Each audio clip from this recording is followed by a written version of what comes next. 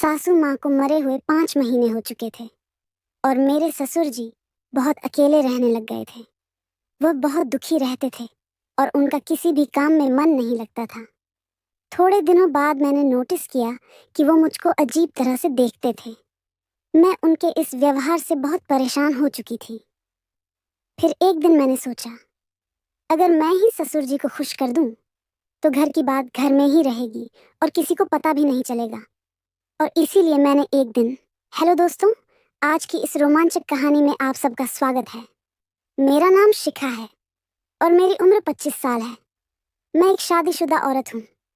मेरे पति का नाम आकाश है और वो एक प्राइवेट कंपनी में नौकरी करते हैं।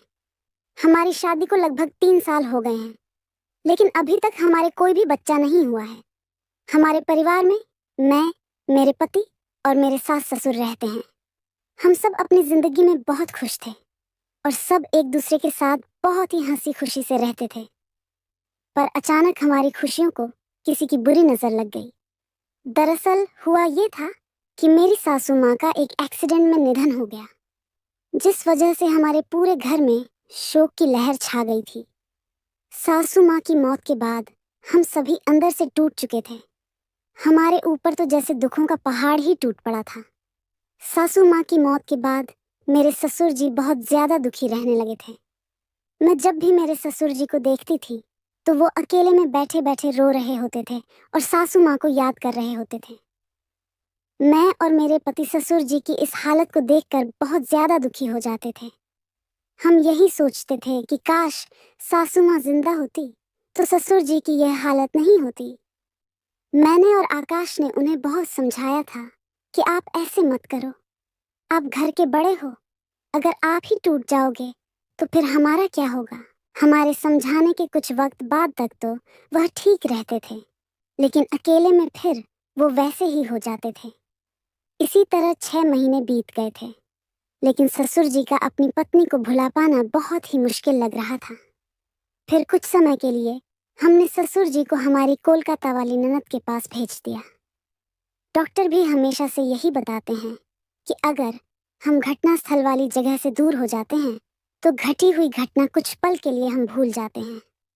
मेरे ससुर जी करीब 2 महीने तक कोलकाता में रहे, पर जब वह वापस आए तब भी हमें उनमें कोई बदलाव नहीं दिख रहा था। उनमें वैसे तो कोई बदलाव नहीं आया था, पर हाँ, मैंने उनके व्यवहार में एक अजीब सी बात नोटिस की थी।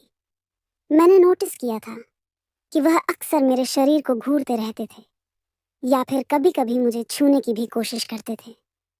मुझे उनकी यह हरकत बहुत ही अजीब लग रही थी, क्योंकि इससे पहले उन्होंने कभी भी मेरे साथ ऐसा नहीं किया था। मेरा दिल कर रहा था कि मैं अपने पति को फोन करके सारी बात बता दूं, लेकिन फिर मैंने सोचा कि अगर मेरे पति ने मेरी बात पर यकीन ही नहीं किया तो फिर मैं क्या करूंगी। मैंने सोचा कि हो सकता है कि ये मेरा वहम हो, लेकिन एक दिन तो हद ही हो गई। एक दिन तो मेरे ससुर जी ने कुछ ऐसा किया कि मेरे पैरों तले जमीन ही निकल गई। मुझे यकीन ही नहीं हो रहा था कि वह ऐसा कुछ भी कर सकते हैं। मैं जब बाथरूम में जा रही थी तो वहां पहले से ही मेरे ससुर जी थे।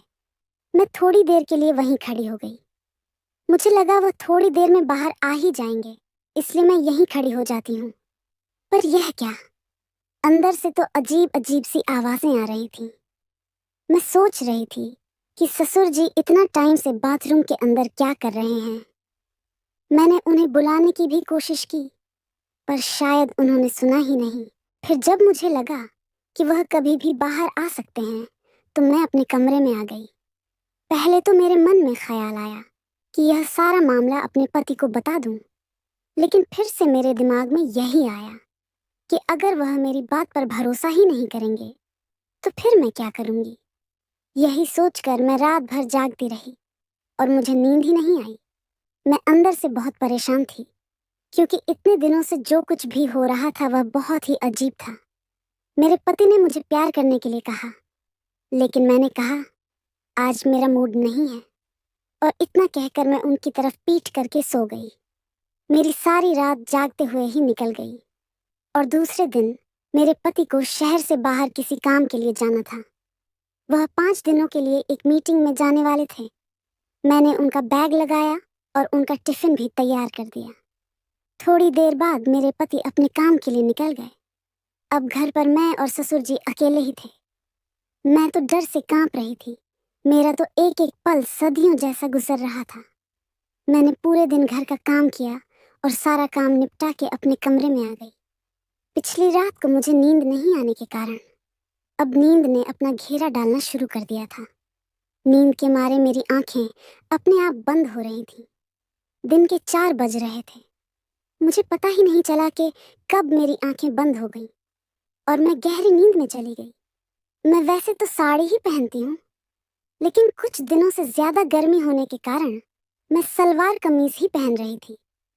मेरा पूरा शरीर पसीने से भीगा हुआ था और मैं अपने कमरे में आकर पंखे के नीचे लेटी हुई थी। करीब 1 घंटे बाद मैंने महसूस किया कि कोई मुझे अजीब तरह से हाथ लगा रहा है। पहले तो मुझे लगा कि शायद मैं सपना देख रही हूँ और सपने में मैं अपने पति के साथ हूँ, लेकिन फिर मैं एकदम से हड़बड़ाहट में उठी और अपने कपड़े ठीक करने लगी। मैंने देखा कि मेरे ससुर जी मेरे बगल में बैठे हुए हैं। मैं उन्हें देखकर चौंक गई। मैंने उनसे पूछा, क्या हुआ बाबूजी? आपको मुझसे कोई काम था क्या? ससुर जी बोले, बहू, मेरा चाय पीने का मन कर रहा है। मैंने तुम्हें बहुत बार आवाजें लगाई, पर शायद तुमने सुना ही नहीं, इसीलिए मैं खुद ही तुम्हारे कमरे में आ गया। यहाँ मैंने देखा कि तुम आराम से सोई हुई हो, तो मैंने सोचा कि सोई हुई बहू को क्यों उठाना, मैं खुद ही चाय बना लेता हूँ। पर इतने में तुम जाग गई। इन शब्दों में ससुर जी ने अपनी सफाई दी तो मैं झट से बेड से नीचे उतरी। मेरा दिल जोर जोर से धड़क रहा था। मैंने अपनी चुनरी अपने सिर पर लेकर कहा, बाबूजी, आप अपने कमरे में जाइए, मैं वहीं पर चाय लेकर आती हूँ। मेरा इतना कहने भर से उनका दिल टूट गया था। फिर वह अपने कमरे में चले गए।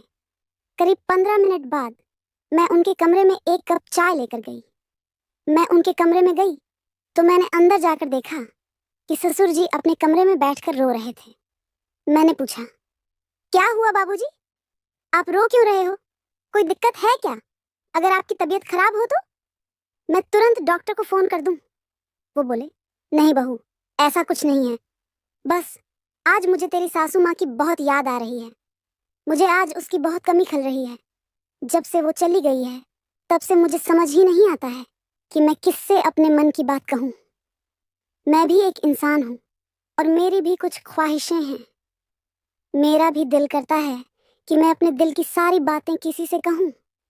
अब मैं बच्ची तो नहीं थी जो मैं उनके इशारे को ना समझूं। मैं समझ रही थी कि वह किस बारे में बात कर रहे हैं। फिर भी मैं उनके पास गई और मैंने उनसे कहा, बाबूजी, आप चिंता मत कीजिए, सब ठीक हो जाएगा और अगर आपको कोई बात करनी हुआ करे तो आप मुझसे कर लिया करो। मैंने इतना कहा ही था कि वह मुझे गले लगाकर रोने लगे। मुझे बहुत ही अजीब लग रहा था और मेरे मन में तरह तरह के ख्याल आ रहे थे, पर फिर भी मुझे उन पर बहुत दया आ रही थी। और ससुर जी की इतनी उम्र भी हो चुकी थी कि हम उनकी दोबारा शादी भी नहीं कर सकते थे।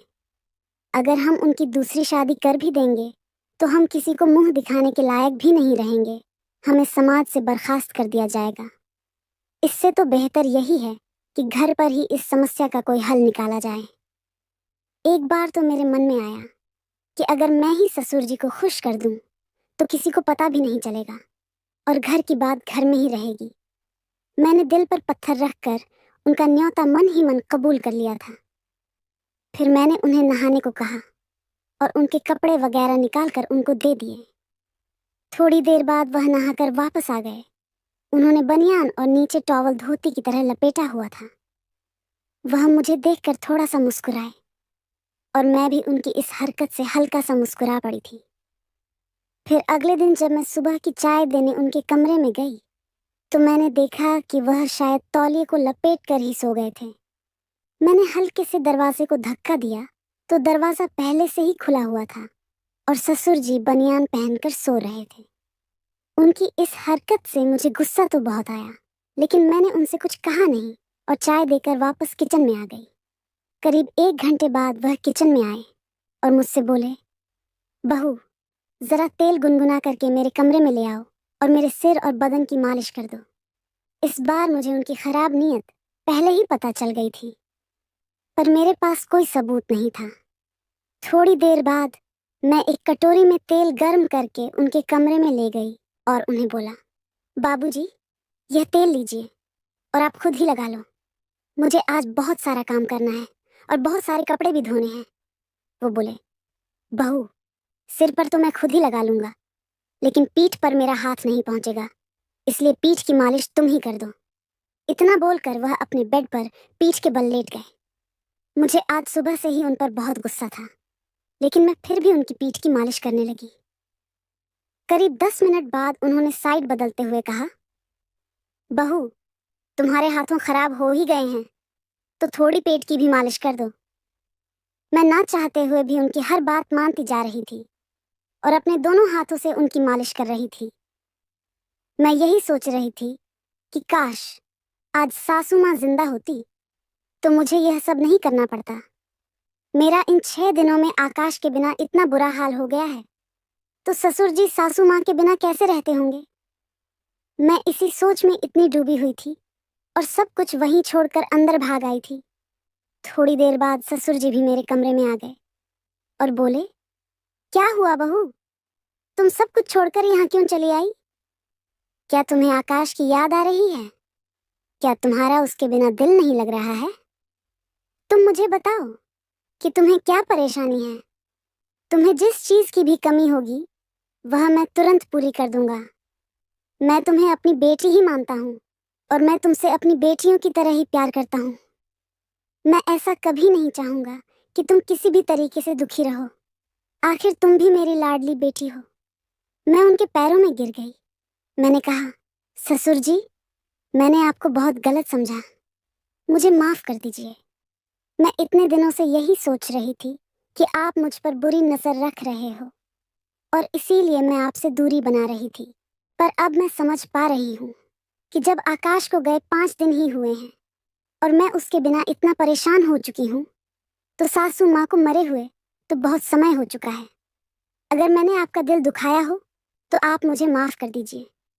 अब से मैं आपकी हर तरह से देखभाल करूंगा और आपकी बेटी बनकर रहूंगी। कमेंट करके ज़रूर बताइएगा कि आपको ये कहानी कैसी लगी। अगर आपको ये कहानी पसंद आई हो तो इसे लाइक करें और अपने दोस्तों के साथ भी शेयर करें। आगे भी ऐसी रोमांचक कहानियों के लिए हमारे चैनल को सब्सक्राइब करें।